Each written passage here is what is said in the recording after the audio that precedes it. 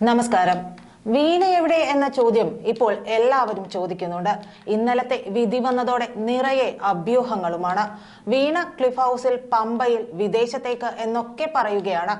എന്നാൽ എവിടെ എന്നതിന് കൃത്യമായ ഉത്തരമില്ല.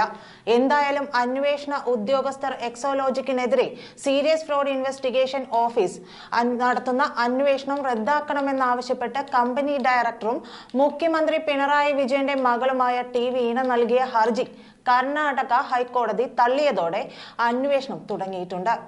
ജനുവരി 31-ന് അന്വേഷണം പ്രഖ്യാപിച്ച കേന്ദ്ര കോർപ്പറേറ്റ് കാര്യ മന്ത്രാലയം പുറപ്പെടുവിച്ച ഉത്തരവ് റദ്ദാക്കണമെന്ന ആവശ്യമാണ് ജസ്റ്റിസ് എം നാഗപ്രസന്ന നിരസിച്ചത്. ഏറെ പ്രതീക്ഷയോടെയാണ് വീണ കർണാടക ഹൈക്കോടതിയെ സമീപിച്ചത്. കമ്പനി കാര്യ നിയമപ്രകാരം രജിസ്ട്രാർ ഓഫ് കമ്പനീസ് നടത്തുന്ന അന്വേഷണത്തോട് പൂർണ്ണമായി സഹകരിക്കുന്നുണ്ടെന്നും ഇതേ നിയമത്തിന്റെ മറ്റൊരു വകുപ്പ് ചുമത്തി SFIO സമാന്തരമായി അന്വേഷിക്കുന്നത് തടയണമെന്നുമാണ് എക്സാലോജിക് വാദിച്ചത്. ഗുരുതര കുറ്റകൃത്യമല്ലെങ്കിലും കമ്പനികാര്യ നിയമത്തിലെ ജാമ്യമില്ലാ വകുപ്പ് 212 ചുമത്തിയാണ് അന്വേഷിക്കുന്നതെന്നും UAPAക്ക് തുല്യമായ വകുപ്പ് ചുമത്താനാകില്ലെന്നും കമ്പനി വാദിച്ചു. ഇതാണ് കോടതി തള്ളിയത്. അതുകൊണ്ട് തന്നെ SFIOക്ക് അറസ്റ്റിലേക്ക് കടക്കാം. അതുണ്ടായാൽ ജാമ്യം പോലും ഉടനൊന്നും പ്രതികൾക്ക് കിട്ടില്ല. ഈ സാഹചര്യത്തിൽ അതിവേഗം അപ്പീൽ നൽകും. അതുവരെ SFIOക്ക് പിടികൊടുക്കാതെ വീണ മാറി നിൽക്കും. അത് എവിടേക്ക് ആണ് എന്നുള്ളതിന്റെ യാതൊരു സൂചനകളും ഇതുവരെ ലഭിച്ചിട്ടില്ല എന്നും പറയപ്പെടുന്നുണ്ട്. ഇനി അന്വേഷണം വീണയുടെ കമ്പനിയിലേക്ക് തന്നെ എത്തും. ബംഗളൂരുവിലെ കമ്പനി ഇപ്പോൾ പ്രവർത്തിക്കാത്തതിനാൽ വീണയ്ക്ക് നോട്ടീസ് നൽകി വിളിച്ചു വരുത്തി വിവരങ്ങൾ ശേഖരിക്കാം. രേഖകൾ ശേഖരിക്കാൻ റെയ്ഡ് നടത്താം. CMRL കരിമണൽ ഖനനം നടത്താൻ സഹായം നൽകുന്നതിനാണ് മുഖ്യമന്ത്രിയുടെ മകൾക്ക് പ്രതിമാസം 8 ലക്ഷം രൂപ 3 വർഷത്തോളം മാസപ്പടി നൽകിയതെന്നാണ് പ്രതിപക്ഷം ആരോപിക്കുന്നത്. സേവനം നൽകാതെയാണ് CMRL വീണയുടെ കമ്പനിക്ക് പ്രതിഫലം നൽകിയതെന്ന് ROC അന്വേഷണത്തിലും കണ്ടെത്തിയിരുന്നു. ഇതെല്ലാം ഇനി ഊരാക്കുടുക്കായി മാറും.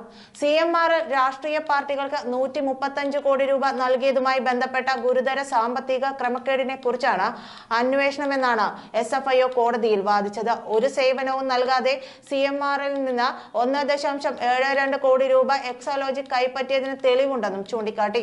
രജിസ്ട്രാർ ഓഫ് കമ്പനീസിൽ ലഭിച്ച ഇടക്കാല റിപ്പോർട്ടിന്റെ അടിസ്ഥാനത്തിലാണ് അന്വേഷണം ഏറ്റെടുത്തത്. മറ്റ് ഏജൻസികളുടെ അന്വേഷണം സ്വാഭാവികമായും മരവിപ്പിച്ചു. അധികാര ദുർവിനിയോഗം നടന്നിട്ടുണ്ടോ എന്ന് പരിശോധിക്കാൻ വിപുലമായ അധികാരങ്ങളുള്ള ഏജൻസിക്ക് കഴിയുമെന്നും കേന്ദ്ര സർക്കാർ വാദിച്ചു. ഇതെല്ലാം അംഗീകരിക്കപ്പെട്ടു.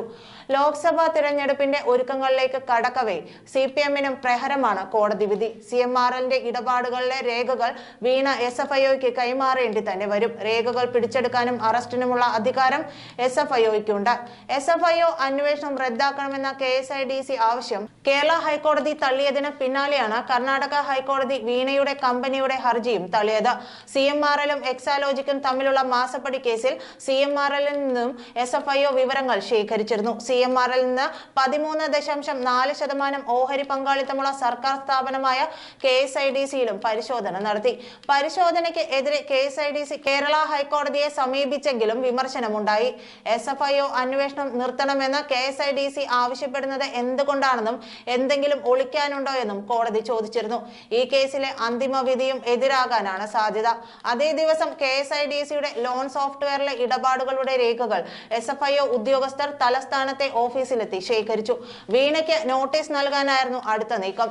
ഇതോടെയാണ് മാസപ്പടി കേസിൽ SFIO അന്വേഷണം റദ്ദാക്കണമെന്നാവശ്യപ്പെട്ട് വളരെ വേഗത്തിൽ വീണയുടെ ഉടമസ്ഥതയിലുള്ള കമ്പനി കർണാടക ഹൈക്കോടതിയിൽ ഹർജി നൽകിയത്. ഇത് തിരിച്ചടിയാവുകയും ചെയ്തു. നന്ദി.